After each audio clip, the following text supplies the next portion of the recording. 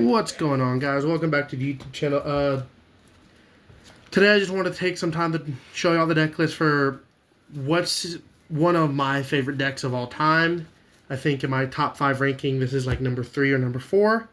That deck is Raidraptors. So I'm just going to go over it a little bit and explain to y'all what I'm running. So starting off with the extra deck, we have 2 copies of Rising Rebellion Falcon.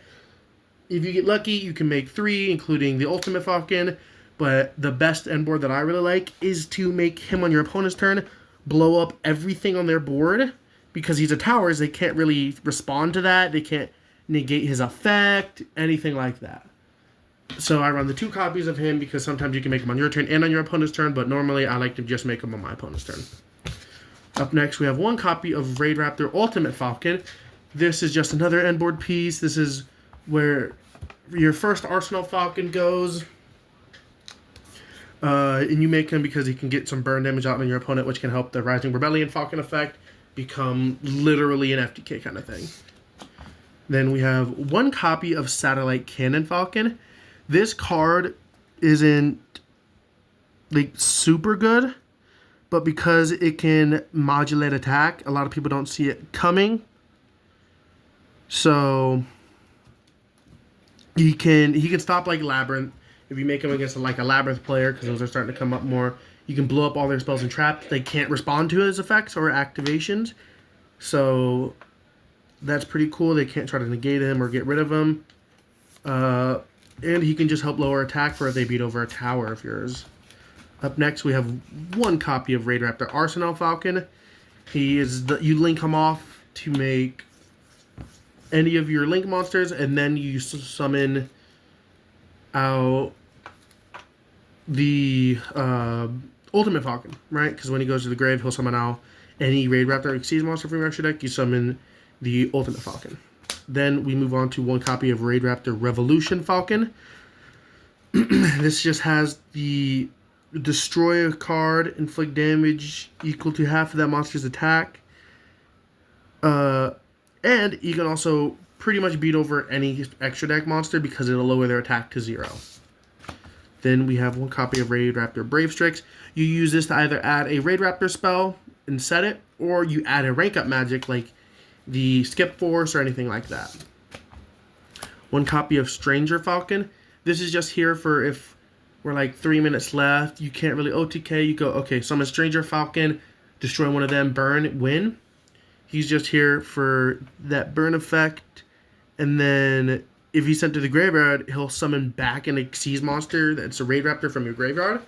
So you can summon back like a Force Strix or something, and then just reactivate its effect. Up next, we have double copies of Raidraptor Force Strix. This is just the starter. It's a soft once per turn on the search for a level 4 Darkwing Beast. So if you can summon 2 of them, or if you can find a way to recycle one with a material on it, you can use its effect multiple times in the turn. Then we play 1 copy of Raiders Knight. You can run 2. I run 1 because the 15th extra deck slot goes to the SP that I don't have right now. But you detach to rank him up, and this is pretty much the best way to get your combo fully started. Then we have 1 copy of Evil Swarm Nightmare. This is just to help kind of add on to the layering of the deck's interaction. Because rather than it just being the Rising Rebellion Falcon and the Trap card, you now have this, which can Book of Moon, 2 special summon monsters, which can be really difficult to get over on top of you blowing up their whole board. And then finally, we have 2 copies of Raidraptor Wise Strix. This card searches and special summons a level 4 Darkwing Beast, and then if you activate a Raidraptor Exceeds monster effects, you can set a rank up magic, and even if it's a quick play, it can be activated this turn. Now we move on to the extra deck. We have 3 copies of Raidraptor Tribute Lanius. This card foolishes a Raidraptor, so you can send like Fuzzy, add a Fuzzy, or Mimicry Lanius to banish itself to add any Raidraptor.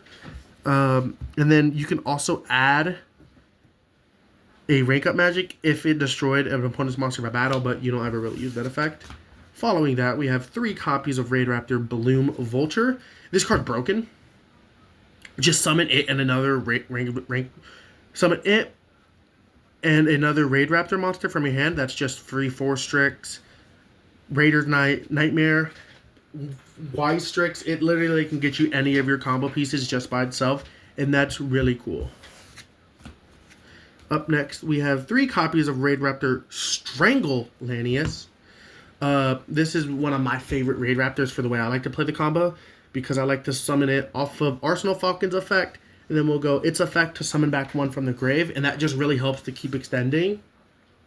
And it can also just summon itself from the hand, which I feel like makes it one of the most versatile Raidraptors in the deck. Next, we have 3 copies of Raidraptor Noir Lanius.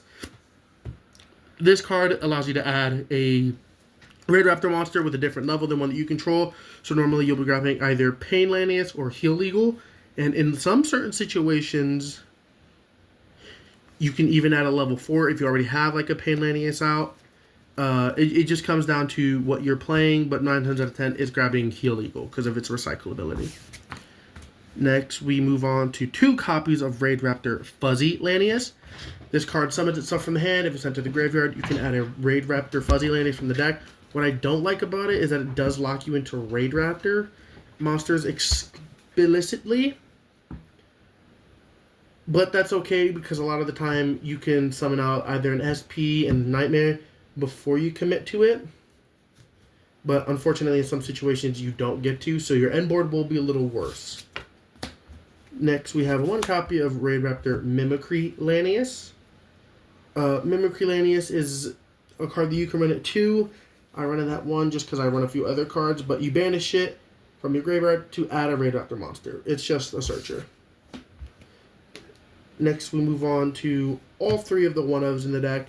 Raidraptor Pain Lanius, Heal Eagle, and Raider's Wing. These 3 are just toolbox cards that you use to kind of amplify the ability of your combos, how you play them, and what you're doing with them. Finally, for our engine, we run 2 Samorg Bird of Perfection, because on the normal or special summon of any Winged Beast, it'll summon itself. So on your first one, you can go, okay, cool, summon the Samorg Bird of Perfection. Now you have another material for a 4 Strix. Then for hand trap, we run 2 Ghost Ogre, 1 Effect Veiler, 1 Droll, 2 Ash Blossom, and 1 Nibiru. Now we move on to our engine spell cards, and we start off with 1 copy of Raidraptor Roost, just because it allows you to add a Raidraptor Speller Trap, which is how you get your Glorious Bright, and then you can shuffle 3 back and draw a card. So that's pretty cool because it allows you to shuffle back the Mimicry Lanius that you're banishing, and I kind of like the recyclability that it gives the deck. Next, we have 1 copy of Raidraptor's Rank Up Magic Raid Force. This is just a rank up magic. It ranks up by 1. Then you can actually banish it and a Raidraptor card from your hand to recycle a rank up magic raid force. And I feel like that's pretty cool. Sorry, you can use it and another Raidraptor banishing from the hand to add any rank up magic that's not itself. And I feel like that's pretty cool because it allows you to kind of recycle some of your rank up magics, because you only run 3 in the deck. One of the other the second one being rank up magic Skip Force. You go Brave Strix, then you rank up Brave Strix using Skip Force into the Arsenal Falcon, and then you just kind of continue your plays here. You only really ever use it for its double rank up, but you can also banish it and a Raidraptor monster to revive a Raidraptor Exceeds monster in your graveyard, which is a pretty cool effect. It can kind of help recycle some stuff. Then you have 1 copy of Rise Rank Up Magic Raid Raptors Force. This is just one of the better rank up magics. It allows you to rank up to almost any monster. It allows you to rank up to a rank 8, a rank 7, a rank 9, 10, 11, 12, 13, just depending on what you have on field and in graveyard. Then we play 1 copy of Swallow's Cowrie. I would definitely run 3 if I had 3. I only own 1 right now, so I only run 1, but the deck's still really consistent even without it. Then for the spells, we run 2 copies of Dark Ruler No More, 1 copy of Triple Tactics Talent, 1 copy of Called by the Grave, and 1 copy of Forbidden Droplet. Because I get to run more hand traps than a lot of other decks that I play the Droplet just because I really like it. It can be a really crucial piece of spot negation going first. Going second, it can be an awesome board breaker because this deck really, like, for going second, this deck only really needs a 1-card starter, and this can really help protect that by getting rid of just everything that your opponent has. It's very helpful for continuing the play. Next on for traps, we have 1 Raidraptor trap, which is Raidraptor Glorious Bright. This is the Omni Negate. You target a face-up monster, but normally you're using it when you have a Xyz monster, which can just target any face-up card and negate it until the end of the turn. Then you can banish it, target a Raidraptor monster that is banished in your graveyard, add it to your hand. So you can use it to recycle any one of your starters, like maybe a Tribute Lanius or a Bloom Vulture or anything like that. And finally, for the deck, we have 2 copies of Infinite Impermanence. It's just imperm. It's negate. It's really helpful. It can help you go first or second, depending on what you want it to be used for.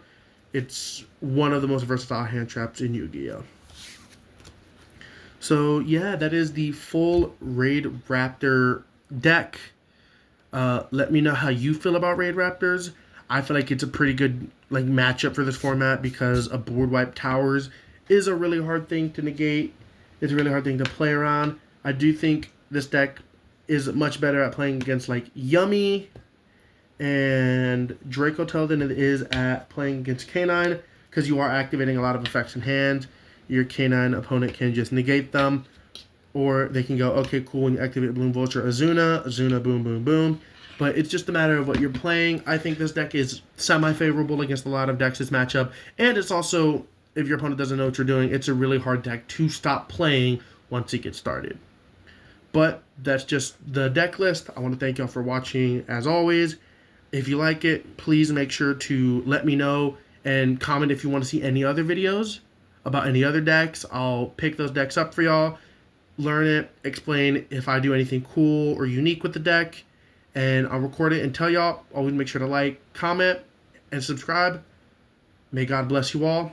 Have a beautiful day.